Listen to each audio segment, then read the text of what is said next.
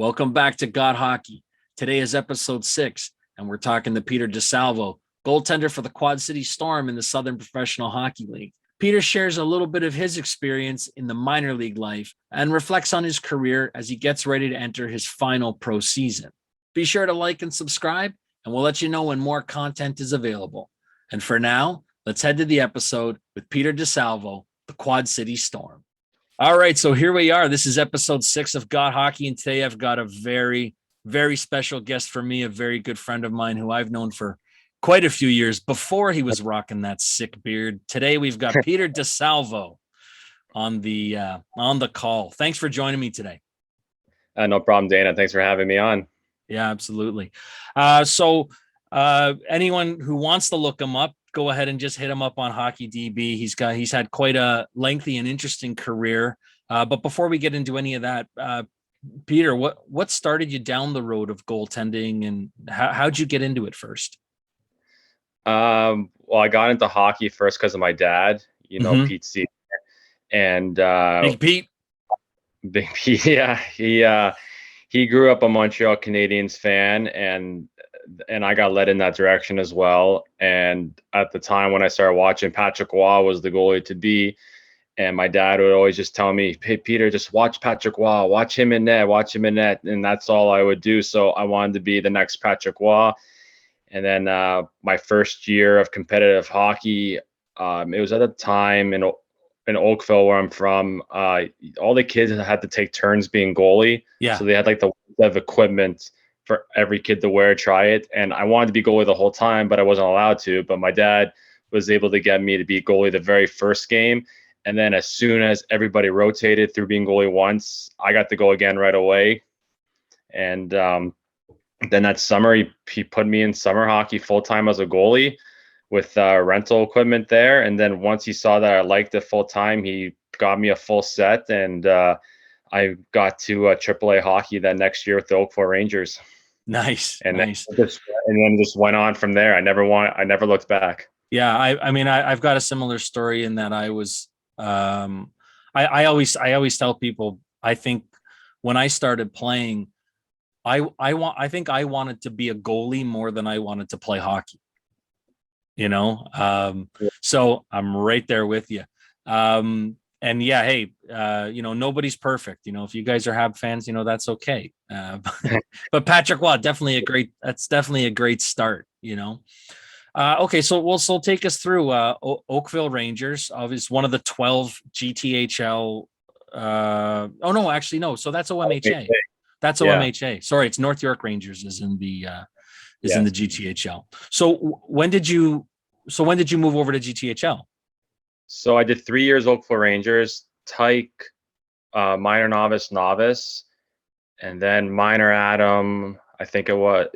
Yeah, minor Adam is when I switched. I went to the Mississauga Senators for the next 2 years.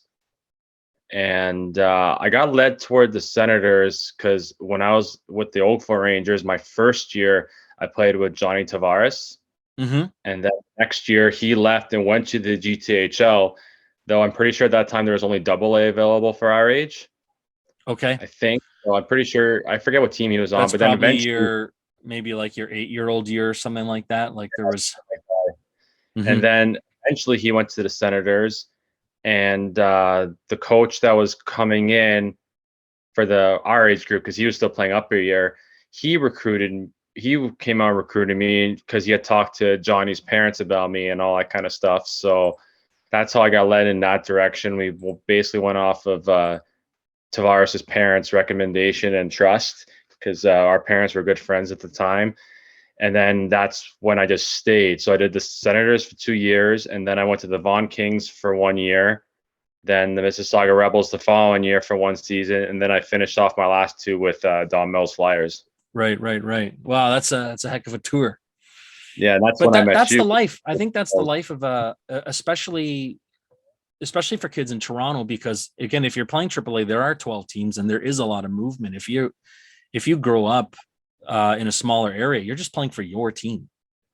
And we were lucky too, because I don't know how it works now, but at the time, especially OMHA kids, you had to get like a release from your hometown able to go into another league or another team. And at that time, Oakville, you didn't need that. Okay. Oakville was like one team you didn't need to do that. I don't know why, but we were fortunate that we Might didn't have have just to. been a proximity thing. You Possibly, were like close enough to the city, maybe. Either that or, there's so many kids in Oakville that play hockey. It's not like they're going to be short players either, right? That's like true. At one point, I don't know how it is now, but at one point there was 2 AAA Oakville Rangers teams because there's so many kids in Oakville. Wow. And still competitive. That's pretty good. Yeah. So somewhere along the line, probably around 10, 11, 12 years old, you and I meet. You need new gear, and you guys walk into the shop where I was at that time, and suddenly here we are. Was the gear side of things? I know you're a bit of a gear nerd, so was gear always sort of a thing for you that you were very into?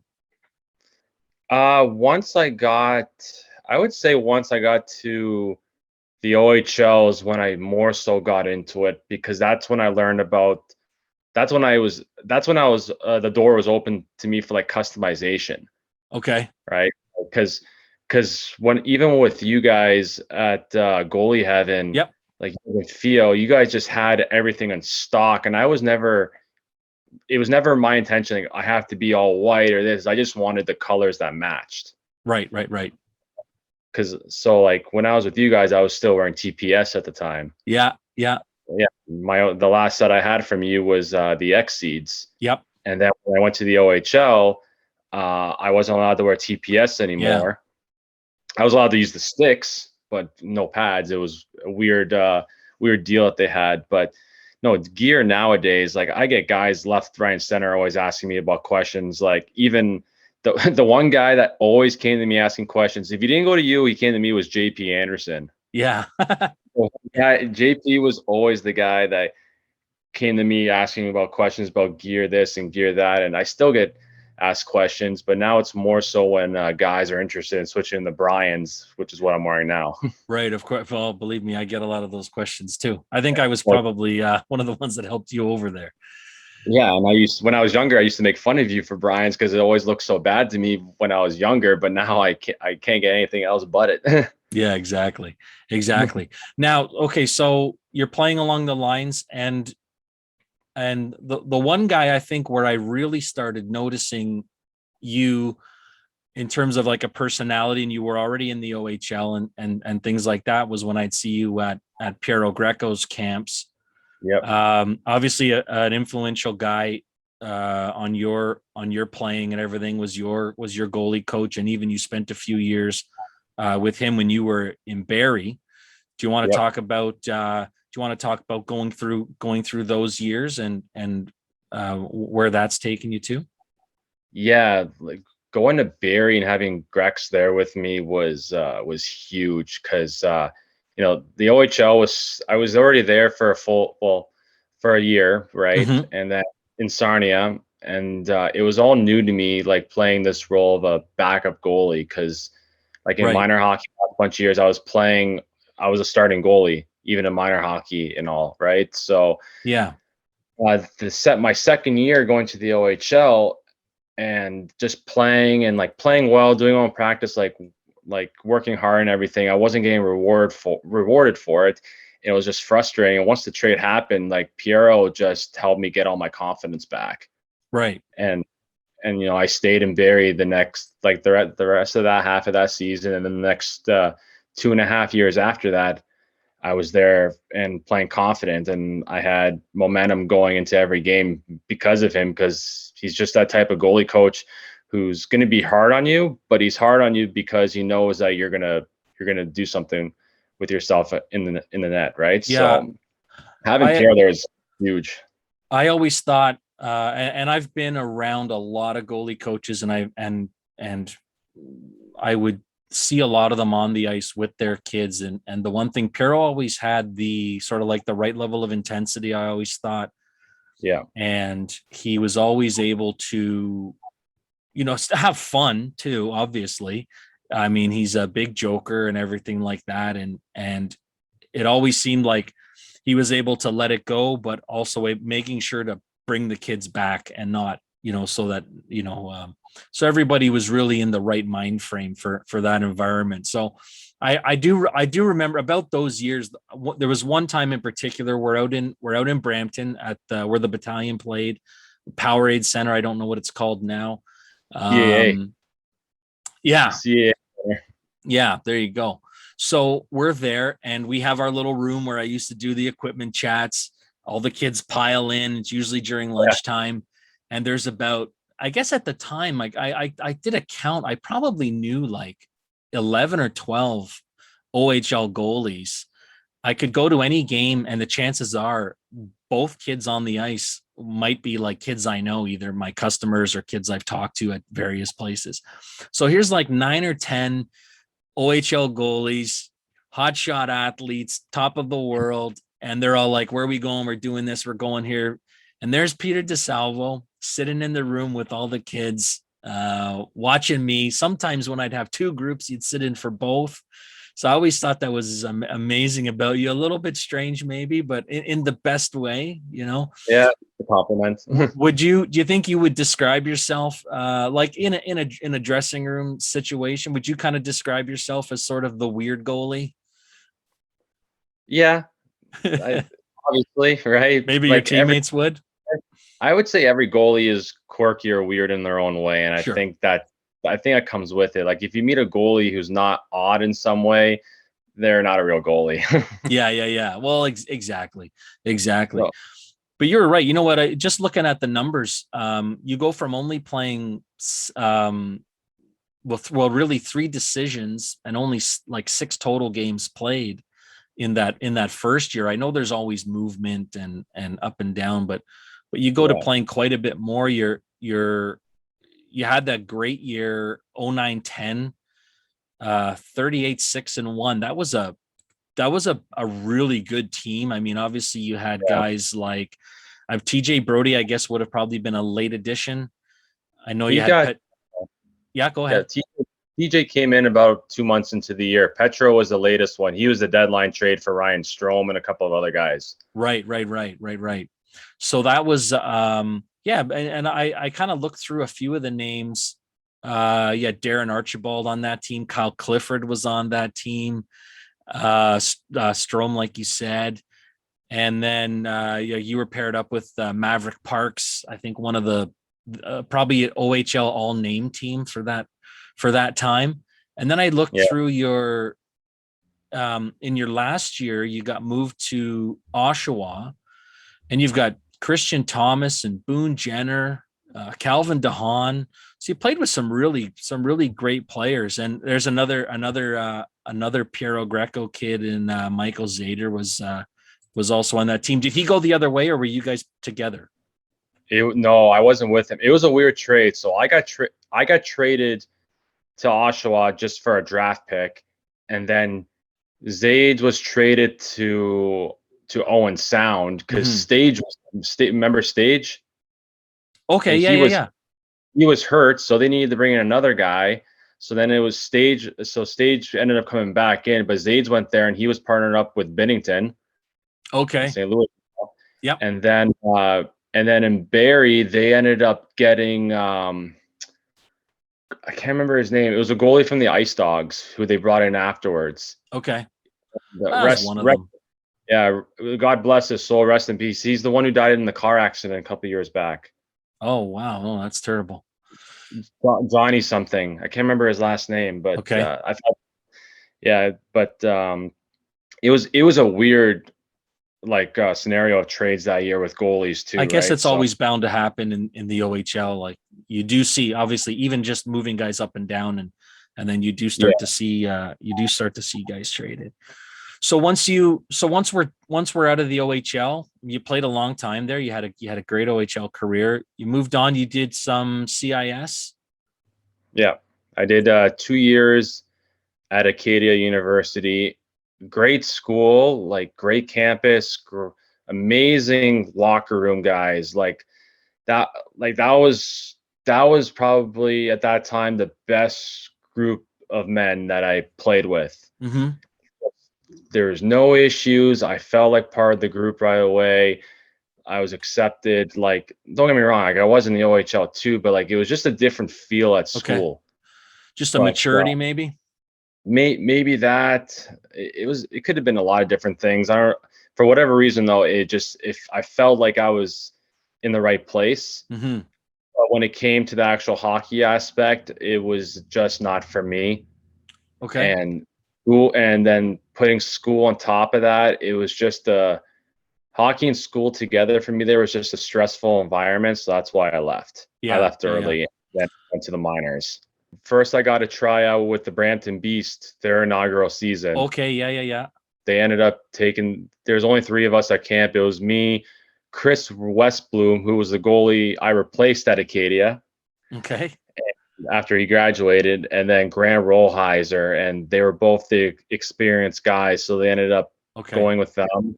It's funny because then I ended up in Pensacola, Florida, right after that in the SPHL.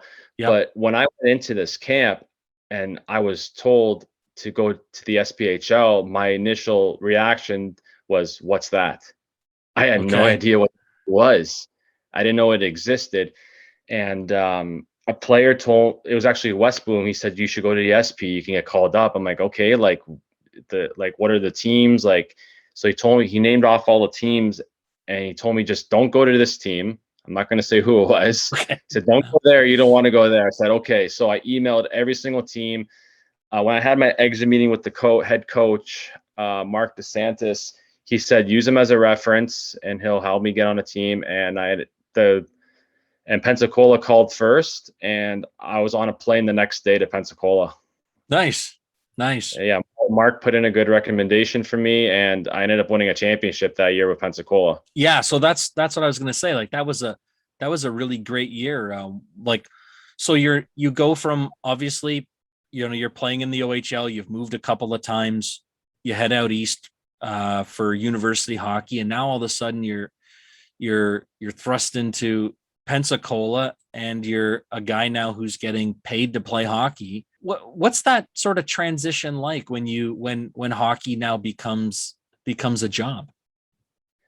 Well, it was awesome. Don't get me wrong. Yeah. Like, I don't worry about anything else really, except for just taking care of myself, make sure I'm ready to play every single day. Yep.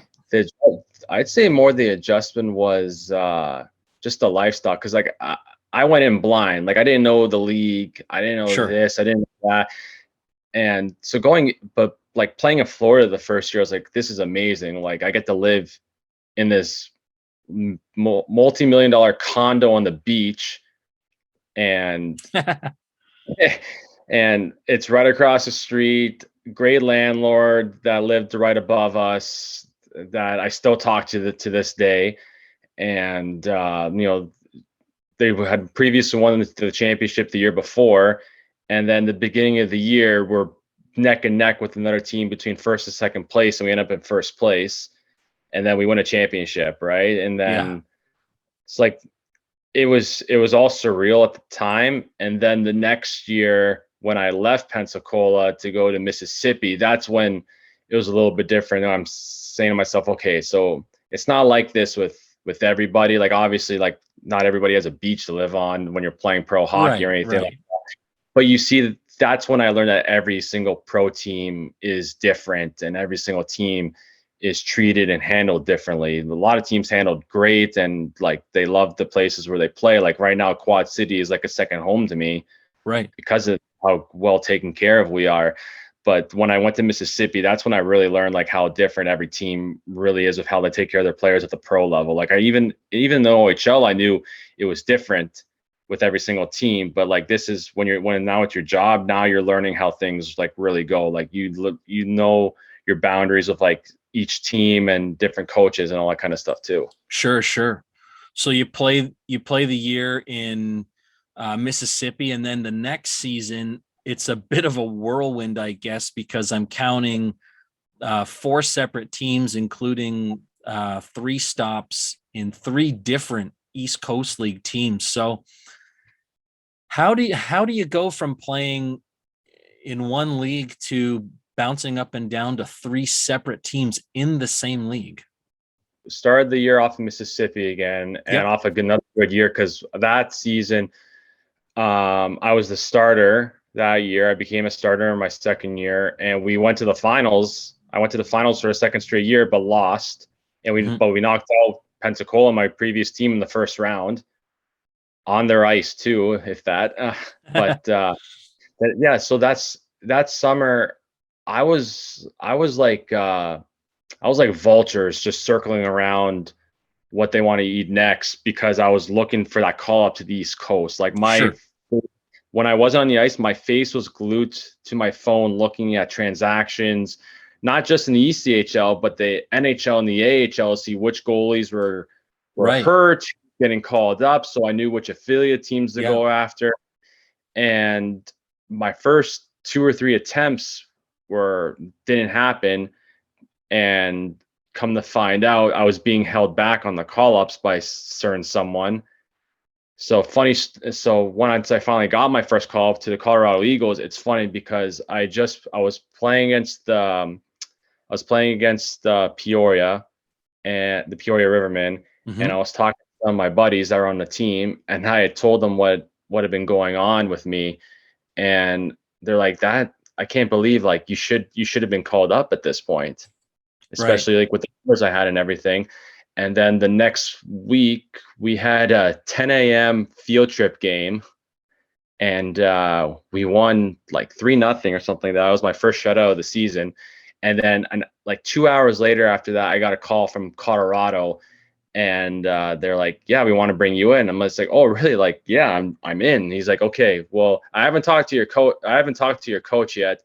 So give me his number, and I'm gonna give him a call, let him know that you already said you're coming, this and that, so you're good to go." So I got called up. I was there for a few weeks. Got released because of their previous goalie from the year before decided to come back out of retirement, so they didn't have the spot for me anymore. And then which is not totally uncommon, right? There is even a lot of that where you get a lot of guys in and out, and it is a bit of like a musical chairs type of thing where everyone's just trying to find a seat. Yeah, especially in the ECHL and the SPHL when you're only on like these 1-year contracts where you can get cut at any point, right? It's not like an AHL deal or NHL deal where if they cut you, you still got to get paid. Like in a lot of minor league teams, you get cut, you're not still getting paid. Right. Yeah, it's kind of the unfortunate side of it. Yes, that sucks, but at the end of the day, it is what it is. It's out of your control, right? So the one thing Greg's always told me: control only what you can control. Well, that's very important. I mean, in life and on the ice too. I know there's a lot of coaches who employ like similar style and similar technique to that, where if your defenseman falls down, like that's not something that you did or could have avoided. That you just have to now know that it's a 2-on-1 or it's a breakaway, and now that's your reality, and you still have to be there. You still have to stop the puck. You worry about Peter, Yeah, exactly. You focus on the things that you can affect, I guess, Yeah, exactly. And so it is a bit of a wild ride. It looks like about like 10 different teams you played for in about 3 years, in about 3 seasons, I guess, between Adirondack, Allen, Colorado, Mississippi, Wichita, back to Allen again for a few more games. And then you seem to settle in Fayetteville, Peoria, and Macon. I remember they used to be called the Macon Whoopie. I don't know if that Making mayhem now. Making mayhem now. And then 18-19 you go to Quad City, and that's where you've kind of made a bit of a home, it sounds like. Definitely. Like I missed playing there this past season, but unfortunately due to COVID they had to opt out for the season. Sure. So that's why I was able to go to Knoxville for the year. The way it worked in the SPHL this season was coming into this next 2021-22 season, for the protected lists that come out. It's like for those people that don't know, in the ECHL and the SPHL, at the end of each season, each team puts out a protected list where those players, if they decide to come back to the same leagues, they can only play for that team, Right. because they own the rights. So the way it worked this year was every team, aside from the teams that played, the teams that opted out, whatever players they had signed to training camp for that season coming in before they opted out, those players that they had signed and the players that were on the protected list were all available to be protected. Okay. So now you're going to head back to Quad City? Yep. I'm actually heading there this coming Monday. We're leaving. My wife and I are expecting our first child, so we're heading there earlier just so we can get acquainted with the new doctors and everything and get settled and comfortable. That's great. That's great. I was going to say congratulations. I wanted to get it out there, and I did see I think I did detect a little bit of a fist pump by you at the gender reveal video that I saw. So we are expecting blue. So yeah. Do you think, are we going to steer this young man towards goaltending, or are we going to let nature take its course? Oh, he'll be steered all right. I always say, goaltending is just one of the. I think you're kind of a goaltender at birth, but certainly having a dad who's a goaltender of some renown, definitely might provide some amount of influence in that way. So best of luck with everything. I mean, I've got 3. So I remember what it was like going in for my first. So I hope everything goes well, and that's great that you are getting a chance to go in and do that, get everything settled first. So, and then once camp starts, away you go. Hopefully this is a good season with full barns and everything. Yeah, as of now, we'll be right there. As of now, every team's allowed to be at full capacity, right? So we'll see how everything goes, but I can't wait. This is going to be my last season playing, so I'm excited to finish strong. One last victory lap. You're going to do the Mario Andretti arrivederci of the league. That's good. Hopefully it's a good one. Now, and let's just say, like, the one thing, and this was something I wanted to kind of be central to a little bit of our chat, was that you actually set a record this past season. You became the winningest goalie in SPHL history. Yep. For those of you who are trying to put a frame or figure out exactly what that means, the Southern Professional Hockey League, which is mostly in the southeastern US, basically, if you were to quantify it, it's what you would call single A hockey for pro. If you could call the ECHL double A, the AHL's triple A, obviously, and then the show is the NHL. So if you're like a baseball fan or whatever, if you understand how those leagues work, so single A pro, and it's a very good league, and so even to look at it, it's a bit of a strange juxtaposition that, our careers take us different places. Obviously, like, I only ever played double A hockey as a kid. So, I mean, you're miles past me. So everybody has their own goals and their aspirations and dreams. And, obviously you didn't end up an NHL goalie, but here you are still playing, enjoying it. You always seem to be having a great time. You're with good groups of people. You met a gal, and now she's your wife, and now you're starting a family. Hockey took you to all these places, and now here you are. You're setting a record last season for most wins. What does that feel like? I mean, like I said, like, it's not breaking a Patrick Waugh record or anything like that, but it's still something to be said for sticking around in the game long enough to have a career and to really put your name on something. Yeah, for me, I would say it just shows my love for the game, especially my first few years in the league when it was still considered a goon league because there was fights left, right, and center. Mm-hmm. All the old guys were always getting chirped saying, "What are you still doing in this league? Like, get out!" Like, you don't really hear that anymore, because the guys that stay in this league for so long are because they can keep up, because realistically the league skill wise is like the old Central Hockey League. Yeah. Which was still a tough league to play in, like with the physicality and all, but like the skill wise, like you got guys that can skate with you got guys that can skate up and down the ice with ECHL teams and all that too, still playing this league. There's just so many good hockey players now that we've all funneled down into this SPHL league, especially when the Central League merged with the ECHL a couple of years back. A lot of guys dropping down to the SPHL, and even this past season, with the 5 teams being able to take players from the other 5 teams that had to opt out. So you got like the best players in the entire league all playing on 5 teams combined, basically. Yeah.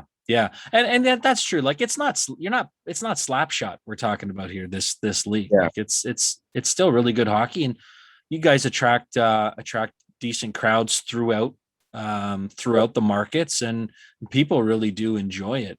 I know if I was, I mean, obviously, look, I live in Toronto. I go to 6 or 7 Leaf games a year because I have access to tickets sometimes. And I still love I'll drive out to Oshawa and I'll watch OHL games. You know, I used to do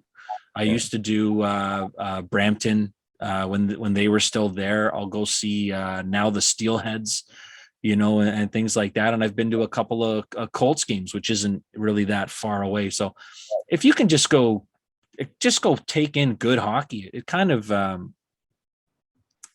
doesn't matter what you're watching. It's always, I mean, hockey's just a great sport to watch, you know, the speed and the skill that it takes to play it at any high level, you know. That's really the beauty of it.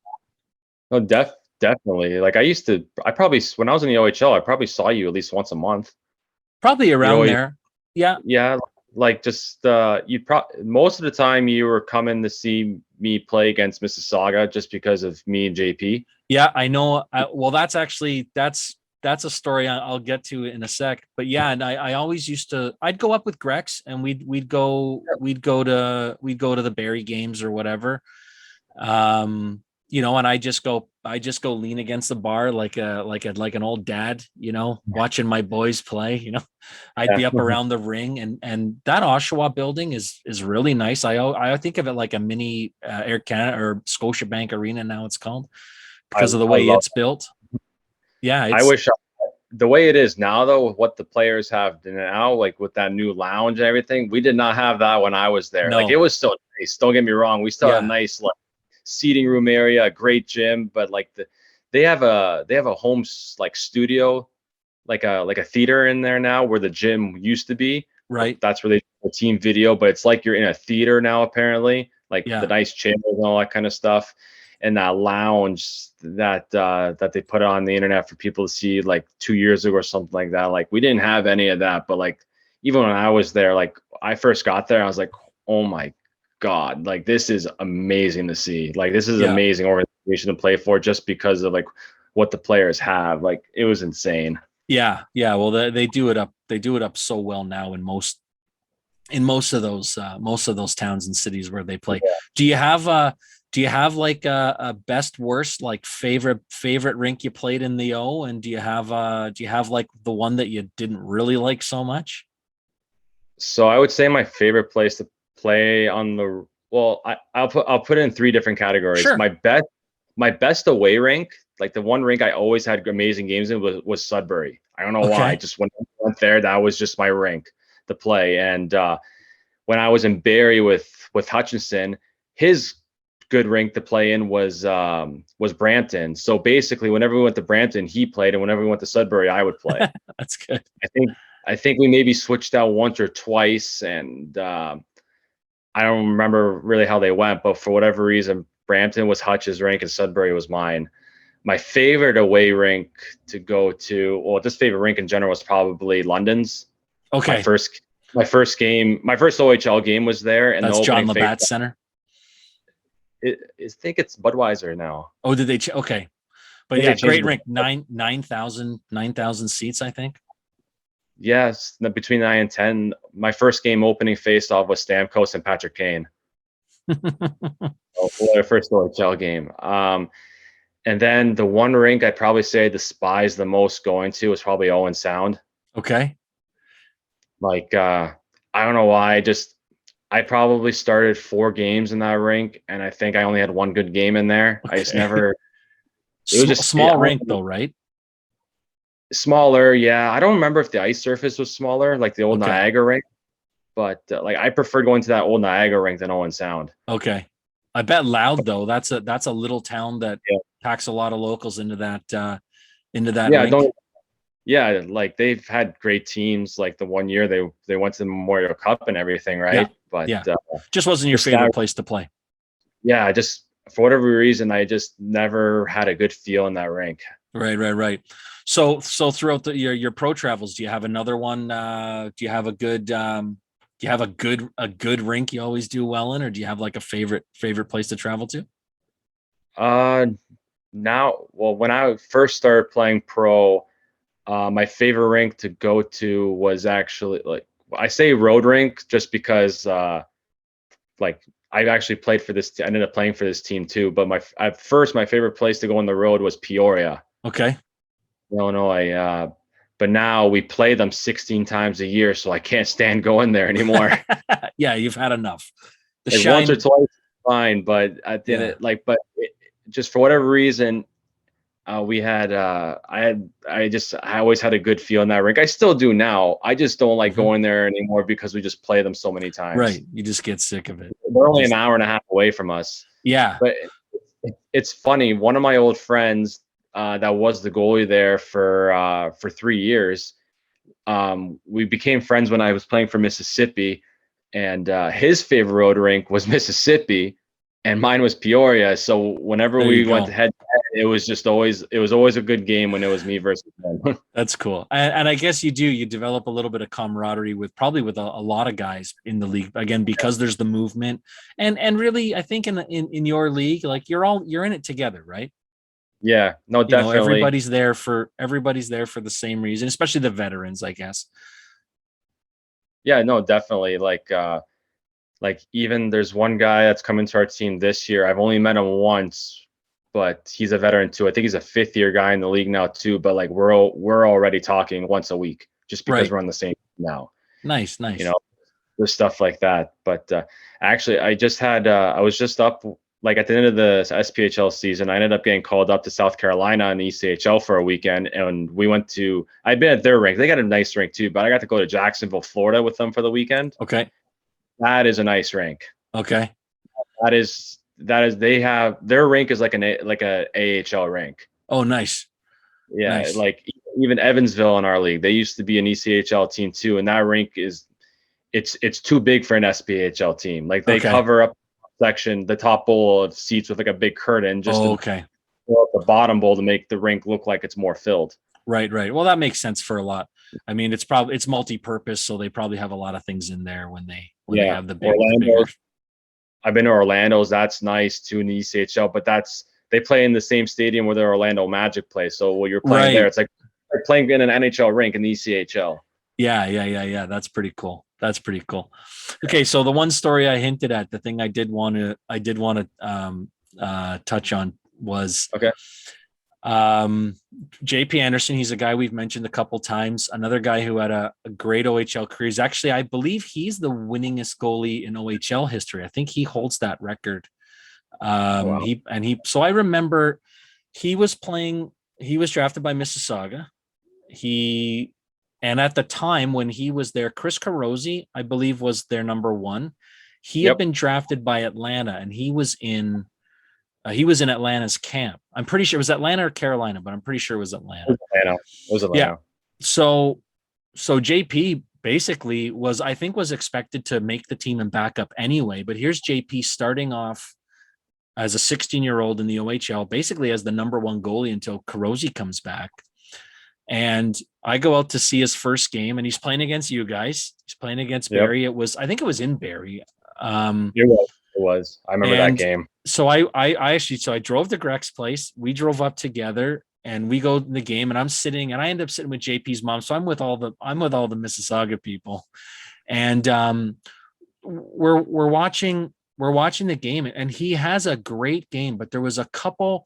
I don't know if it was the second. It might have been like the third period. bad face-off, and his D just didn't pick it up. Someone on Barrie grabs the puck, walks in and scores. I think that might have been the winner. And I always remember thinking about like how well he played, and that I think there were basically like two really weird plays that happened that game that were like they sort of cost the team the game. Not that he really had much to do with it, but and then I remember after the game, I went to go see him. Before I left, I went to go see him, and there was the local broadcast or whatever was interviewing, and I overhear him saying, and he said, and it's the typical thing most goalies and a lot of players say. You put a lot of it on yourself, and he had said, I didn't want to let down the team, and I remember really feeling for him. And I remember as he was done, who do I see coming down the aisleway? It's Peter Di Salvo coming to say, hey, what's up to JP, and to say, hey, you played a great game. I'm not exactly sure what you guys were talking about, but I could tell you were giving him some encouragement, and I thought that was an amazing thing you did. And I know you guys were friends, just like, and he was a Piero Greco kid too. So we've all got that connection, and I know a lot of you did.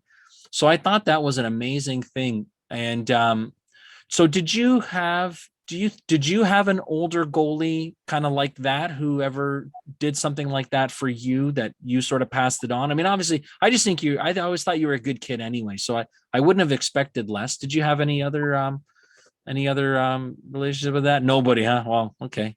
There goes the opportunity for a real nice story.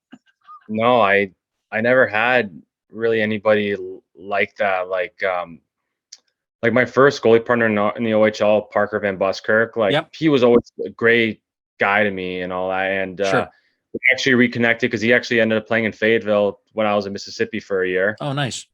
And all. But like when I was in the OHL, like my first year, like I didn't, like all the older guys that I knew were all gone because they're all like the 86 borns that were on NHL contracts, like Danny LaCosta, David Shantz. Oh, yeah, that's right. Yeah.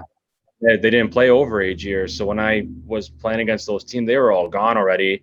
And even like my second year when I came in, like there was nobody else really. Like there was like I knew Ryan Daniels too, and all, but we didn't. I was in Sarnia at first, and he was in no, he was still in Saginaw. So like I would see him, but I never see him through the games or anything like that. Right. But no, like I never really had anybody like that. I knew guys, but I never had anything like that or get the encouragement so much like after a game like that. It wasn't until like maybe like my third or fourth year, like with guys like JP and Stage and Zader, like we would see each other after, and Chris Perugini, Andrew Perugini, those guys, like we had that relationship afterwards because we were all buddies. But like for like my first year in the league, I didn't have anybody like that. Right.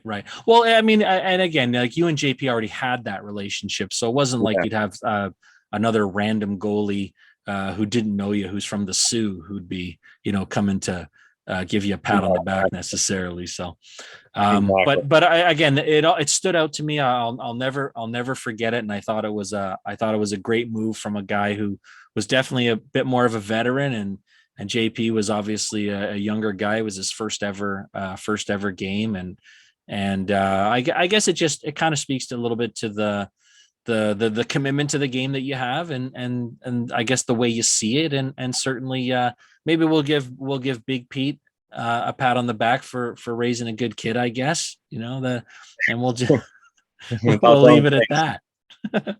Yeah, no, definitely. I think I like having those relationships with people, right? Like I don't like leaving a sour taste in people's mouths, Oh, obviously.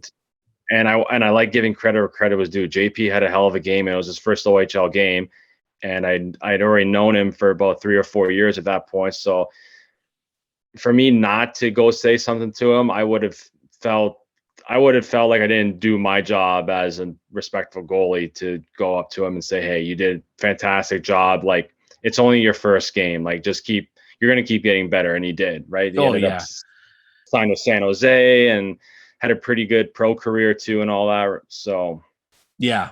Yeah. No, I miss those days with those guys. I still know lots of guys who enter the draft and who go on, and I love nothing more than being able to go see them, and you give the little wave over when you see the mom and dad in the stands, whether they're a couple sections away or you go and find a seat near them, and it's Oh, just great definitely. to see. It is really just great to see that obviously, I think of most of you guys like, you're my hockey kids in a way, and nothing made me happier than to watch Jordan Binnington do as well as he did. And then, you see the guys around, whether and Hutch, I was at Hutch's the first shutout he got as a Leaf, I think it was against Ottawa. I was at that game. I was thrilled. And there's a few others, and it's just like, Yeah. just seeing guys that go on and you go, wow, I knew that guy back when he was just a little kid, back when we were just talking about, what might happen. Even I'm getting some of those vibes now too, because I work with Frankie Palazzese now, right? Yeah. Whenever Shout out to Frankie. Yeah, and Frank, I taught. It's funny how I used to teach him at Greco's as an instructor for 3 years, and now he's my goalie coach. That's right. But even at Frankie's now, like he's with the Sarnia Sting as their head goalie coach. But even the one kid that's with him now, Anson Thornton, he used to be a Greco kid too when he was like 8 years old up until now, and now he trains with Frankie. And I reconnect with him in the summers whenever I'm back home there now, working with Frank, and even a bunch of his other kids that have been getting drafted into the OHL. And like he's got and it's insane because like I'm seeing all these names come up now. It's like up until maybe 3 years ago, I didn't really know any goalies going into the NHL draft. Yeah. Because like I'd missed out with Piero his last couple of years because I was playing in the Australian League those summers, so I wasn't working for him.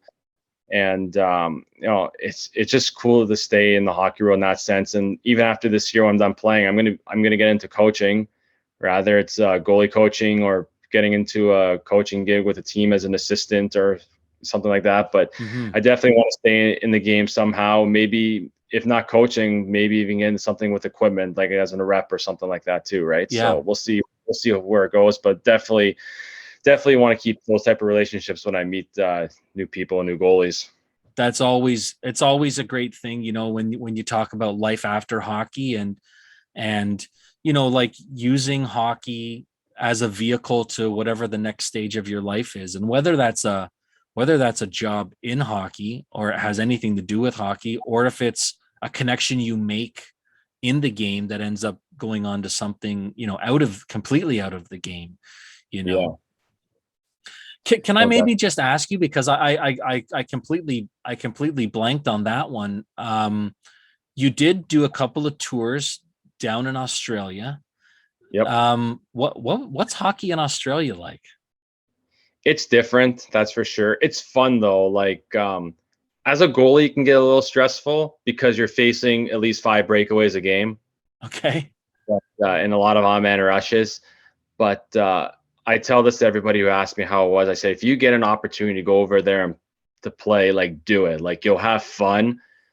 But you got to go there for the right reasons. Like if you're going there just for hockey, like you're going there just for the hockey aspect, like you got to take it very serious still. Like don't underestimate anything. But if you're going for like more so the experience to get to go to Australia, like it's a fun experience, but don't forget the reason why you're going there. Like you got recruited to go there for hockey. Yeah. So don't what's the word I'm looking for? Just don't piss off the people that brought you there for a specific reason, because hockey is like their lifestyle. Because like those teams don't really make money. The owners spend money on their teams every single year. Don't waste their money on bringing you over, spending thousands of dollars on flights and the hotels and all that kind of stuff to getting you there. Like you want to still got to have the right mindset. Exactly. And some imports end up coming in not taking things seriously enough. They're just there to party and have fun in Australia all summer. And at the end of the day, it leaves a sour taste in some people's mouths. Like I've heard some stories from locals there that like, this import I couldn't stand just because of his attitude, the way he was. He thought he was top dog just because he was an import, this and that. And I didn't want to be left like that. And fortunately, I was welcomed there 3 times. So yeah. Well, it was probably good that you never really had an off season. You kept probably as fresh as you could be, as long as the wear and tear wasn't too bad. So I did 2.5 years straight. So I did a 3-week stint the first time to fill in. And then I did 2 full summers, not the next summer, but the next 2 summers after that, I was there. But after that second full summer, in going back into the quads, my first year in Quad City, after I was like, I can't do this.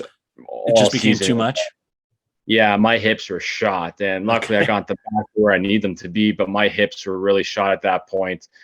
And but again, it was still fun. It was still worth it. But here's one thing I'll tell you about the Australian League. Some of their rinks don't have glass.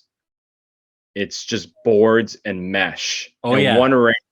One rink behind the visiting team net, it's chicken wire.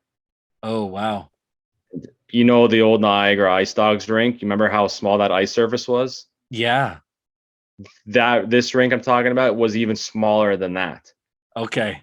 Like it was basically playing 5-on-5 in a 3-on-3 rink.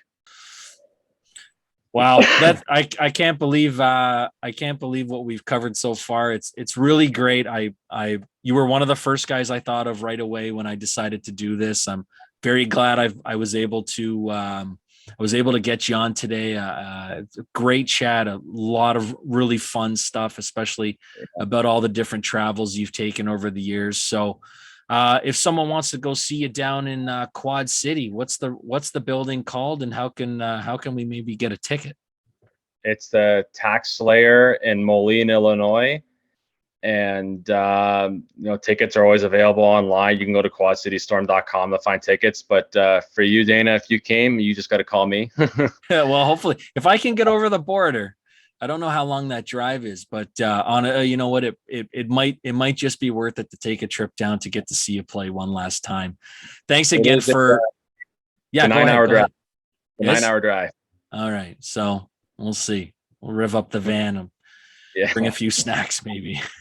Sounds good. Thanks again for joining me today, Peter. This is great, and all the best this year. And again with the kid on the way, I'll be hoping for good things for you coming up. Thanks, Dana. Thanks for having me on. And me and the kid will definitely be stopping by at some point for some gear. All right, we'll see you then. See you then. Thanks for tuning in, and a big thanks to Peter for joining us today. I hope you enjoyed it, and we'll see you next time on God Hockey.